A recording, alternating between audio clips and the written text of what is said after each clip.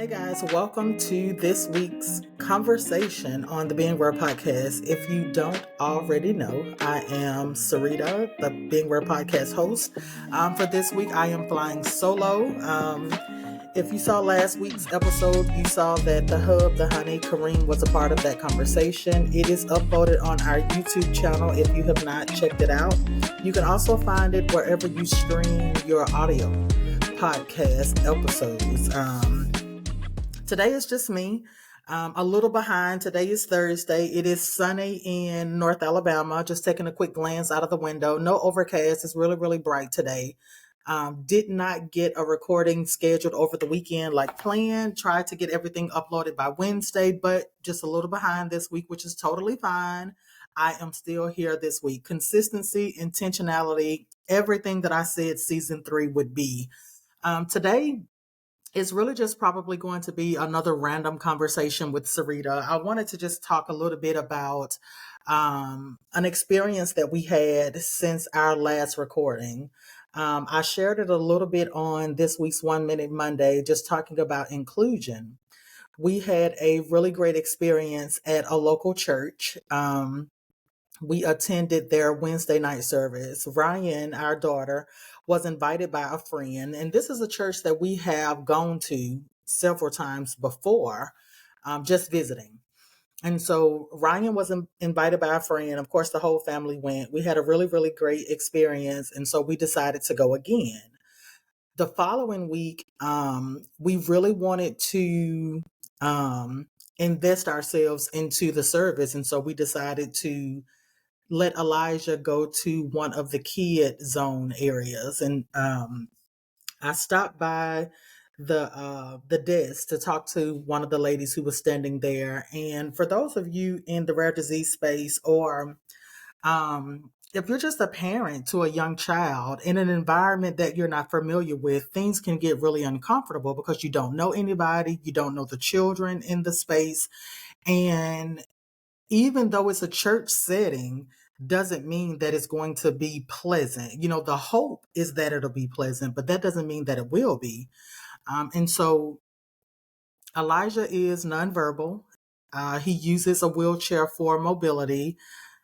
He still wears infant diapers. I mean, there's a lot to consider when making the decision to just let him actively be a part of something. We know what that's like, but to the person who has to watch him, it really just creates a level of concern and discomfort for me as a mom, because I don't know their capacity to want to be bothered with someone like Elijah. So anyway, stuff like that always runs in my mind when it comes to a new experience for him. And so I went to the desk, and I spoke to the lady, and I told her, we have been to this church before, but Elijah has never participated in the kids area. We've always just taken him with us to whatever we were attending. And, and that tonight we wanted to give it a try, especially on a midweek service. It seemed like the perfect time to try it. So, she put him in the system and got his name badge. And she said, "How old is he?" And I said, "He's 6." And she said, "Okay, so he would be in the other kid area, like across the way from where we were." And I immediately asked her, "So, like, are those kids like really big? What about, behaviors and everything?" And she said, "They're probably a little bit more settled than the children in here," which was like the nursery, maybe 2, 3 year olds. And even though Elijah is 6 in age, in size, he's like way smaller than a typical 6 year old. And so, I kind of had this look on my face, I'm sure. And she said, "Why don't we go over and you can see and you can choose whichever space you're most comfortable." First win, number one. Um, the fact that she did not make me feel like I had to put Elijah in this space because that's the age he's supposed to be in. Like I immediately felt like she was listening to me. She was really connecting with me in terms of my concerns and everything. So it was just already a win. So we go across the way to where the other kids are, and she introduces us to the adults in the room who are actually the teachers who are over the children. And she tells her she wants to come and look and see. And the kids were sitting at the table, and they were amazing. They just looked well behaved. They were kids, right? Like they were supervised children. And they let me stick my head in and everything. And as I rolled Elijah in, one of the kids was like, "Oh, look!" Like he thought Elijah's wheelchair was cool. And if you've never seen Elijah's wheelchair in person or on one of our videos, the wheels on the front of his wheelchair, they light up. And his wheelchair is orange and blue, War Eagle. And so it's just, and we did that on purpose. That was something that we did not know that we could do. Our physical therapist at the time, she was like, "Yeah, I strongly encourage if you can, get a color scheme or some fun lights or something, do that because it helps people um, be more inquisitive, if you will." I can't remember how she described it, but basically it prompts that interest, and it's an opportunity to share more about Elijah as people are interested in the fun of his wheelchair. So, anyways, one little boy shouted out Elijah's wheelchair, and immediately I was like, okay, so that's cool. And then the other kids kind of looked, and because they were having like a snack, and it felt welcoming. Well, then, I started having a conversation with the teacher, and she started asking about Elijah. Like everything I would share about Elijah, she started asking before I could even get it out of my mouth. So what is he like?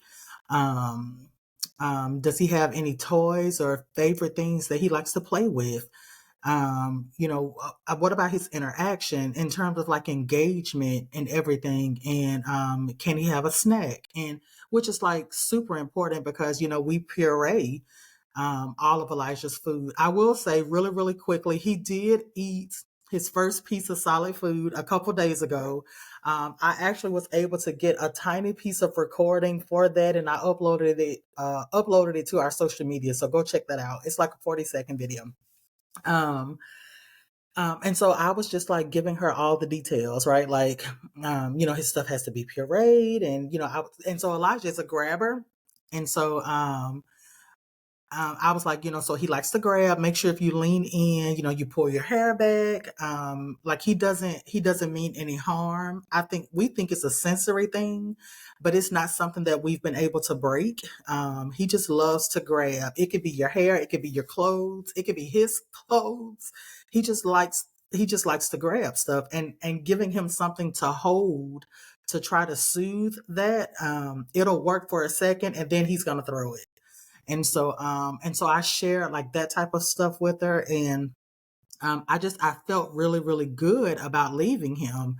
And you know, I, I recognized in that moment, like this is inclusion, right? Like this is the inclusion that we are looking for.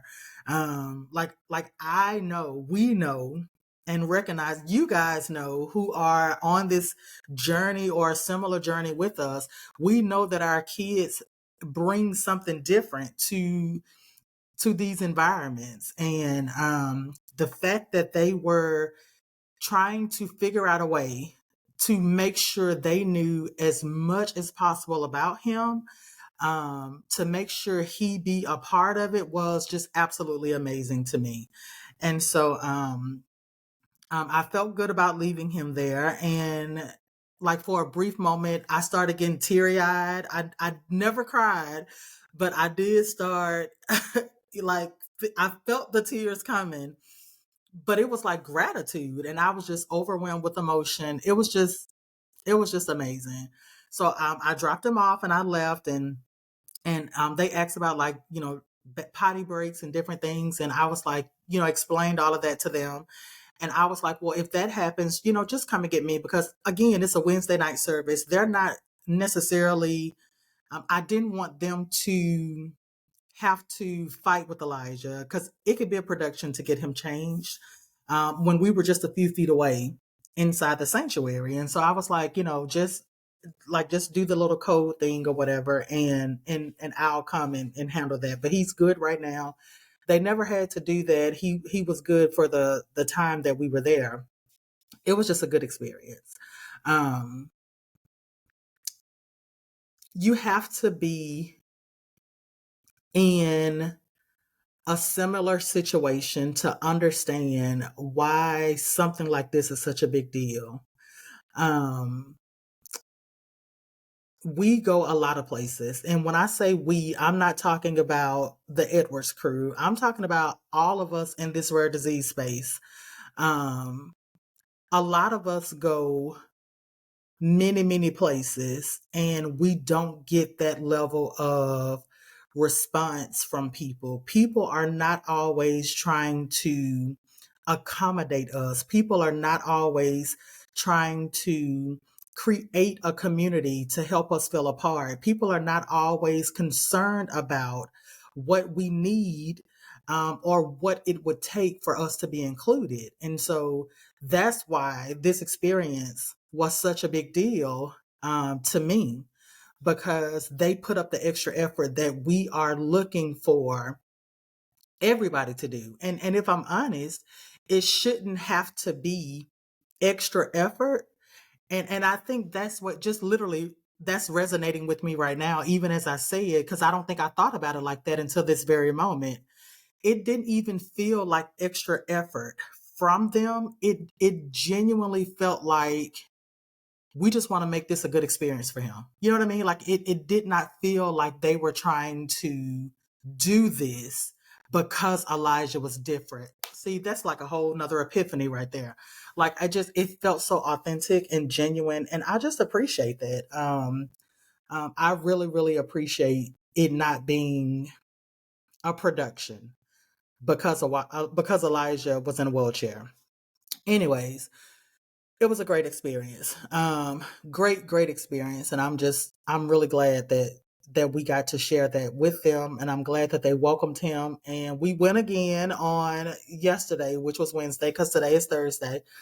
We went again and had another great experience. They, kids were pushing him in his wheelchair and they were playing ball.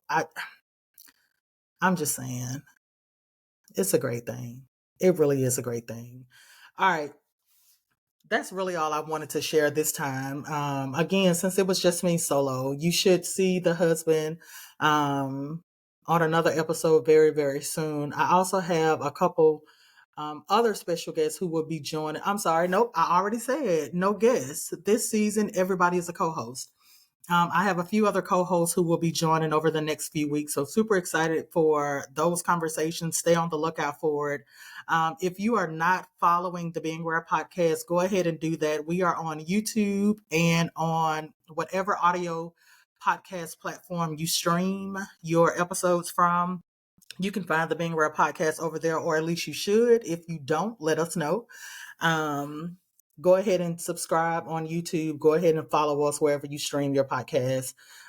We are also on social media at Being Rare Podcast. We are on Facebook, Instagram, Twitter. No, we're not on Twitter. I'm on Twitter. Being Rare is on Facebook and Instagram. And then the YouTube podcast. Just Google search. You'll find us.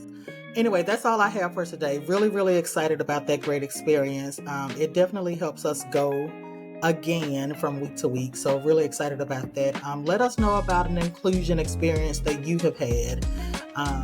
good or bad. We want to hear about it and raise awareness about the importance of helping everyone feel included, whatever their difference may be.